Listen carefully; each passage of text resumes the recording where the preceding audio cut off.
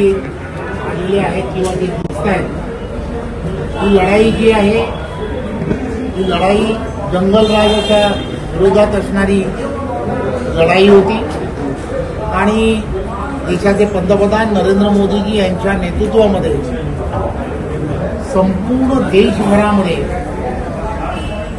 त्यांचं नेतृत्व ज्या ताकदीने सर्व समाजांना घेऊन पुढे जाताना दिसत आहे। त्यामुळे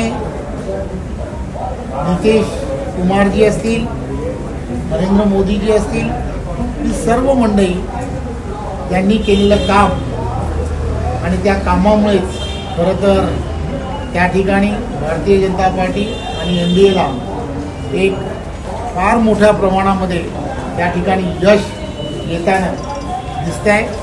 खरं तर त्या ठिकाणी बरेच मंडळींना सकाळपासून किंवा 2 दिवसापासून जी चर्चा होती की त्या ठिकाणी चुरस आहे, परंतु चुरस कोणामध्ये आहे तर अपक्ष आणि काँग्रेस यांच्यामध्ये चुरस आहे। काँग्रेस त्या ठिकाणी अपक्षांबरोबर स्पर्धा करत आहे। याचा अर्थ लक्षात घ्या की काँग्रेसला संपूर्ण देशभरामध्ये नाकारण्यात येत आहे आणि ही देशातील पंतप्रधान नरेंद्र मोदीजी यांची लोकप्रियता ही जगभरामध्ये आहे। त्याचप्रमाणे बिहारमध्ये सुद्धा ही पुन्हा एकदा सिद्ध झाली असं मला वाटतं।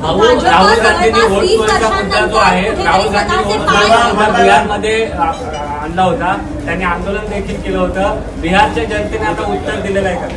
खरं तर प्रत्येक निवडणुकीमध्ये फेक नेरेटिव्ह तयार करावेत अशी एक पद्धत निवडणुकीमध्ये जेव्हा निवडणुकीच्या अगोदर सुरू होते त्याचाच एक भाग म्हणून वोट चोरी हा विषय त्यांनी सुरू केला होता।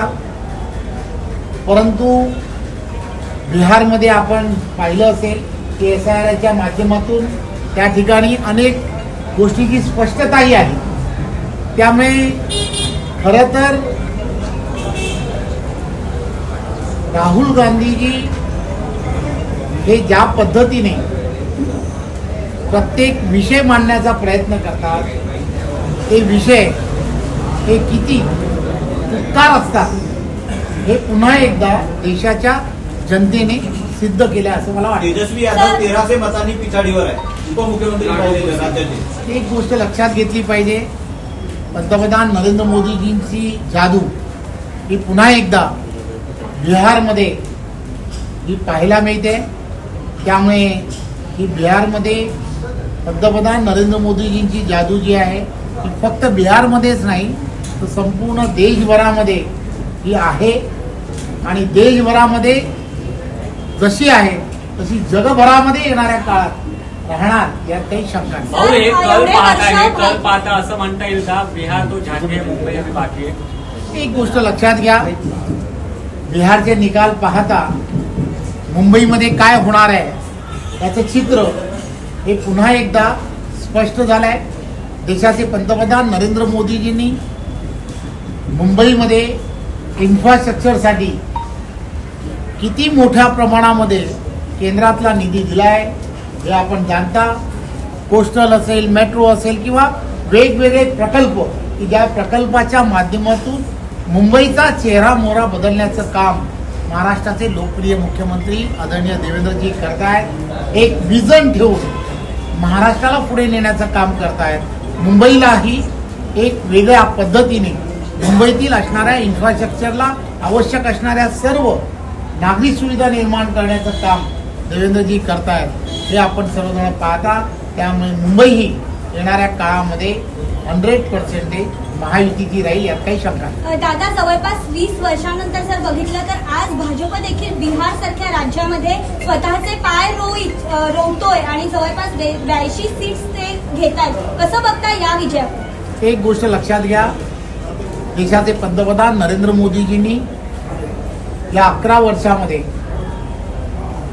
संपूर्ण देशभरामध्ये जे काम उभं केलंय, शेतकरी असेल, कष्टकरी असेल, प्रत्येक क्षेत्र आणि प्रत्येक घटकाला न्याय देण्याचं काम हे पंतप्रधान नरेंद्र मोदीजींच्या नेतृत्वात हे केलं गेलेलं आहे.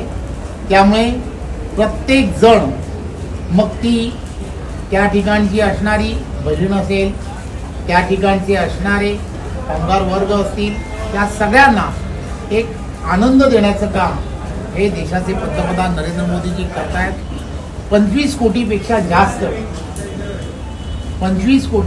जास्त कुटुंबांना दारिद्र्य रेषेच्या बाहेर काढण्याचं काम हे पंतप्रधान नरेंद्र मोदीजींच्या नेतृत्वातल्या सरकारने केलं आहे.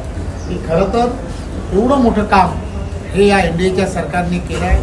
तर यामुळेच या विजयाला खरं तर बिहारसारख्या राज्यामध्ये मिळालेला हा कल जो आहे एनडीएला, त्यामुळे ते असं मला वाटतं.